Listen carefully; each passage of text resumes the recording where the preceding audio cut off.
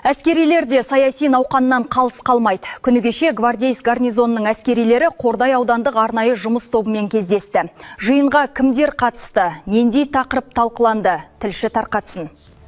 Отар ауылдық округында орналасқан 21-де 450 әскери бөліміне күні кеше 400-ден астам әскери жиналды. Олардың қатарында офицерлер, келісімшарт негізінде қызметкерлер мен сарбаздар бар.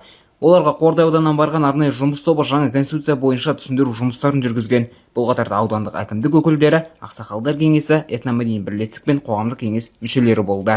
Жалпы әрбір мемлекеттің қай бір мемлекет болмасын, тараптылар олардың конституциясын оқыған кезде оның қандай мемлекет екенін біледі.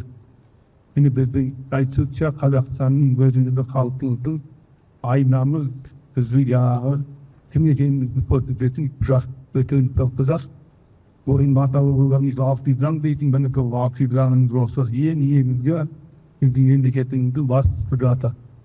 Жиында жаңа ата заңның маңызы мен оған енгізілген өзгерістер кеңінен сөз болды. Мәселен, ел дамуындағы 5 негізгі бағыт қазір көптің талқысында.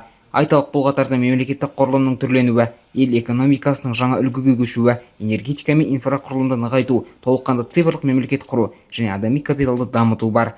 Сарбаздар аталған жаңашылдықтан түйгенін айтып, ой бөлісті. Жаңадан қабылданған конституция, яғни бұрынғыдай 2 палаталық емес, қазір 1 палаталық құрылтайға өтті. Менің ойымша жаңа бастамалар, заңға енген жаңа бастамалар өте еліміз үшін өте маңызды біріншіден.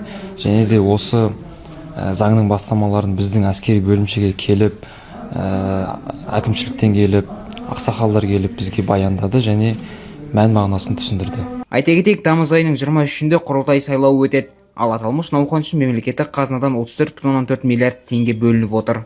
Нұрбах Мұсатилаұлы, Дәулет Әкемов, Қордай 24 Ньюс.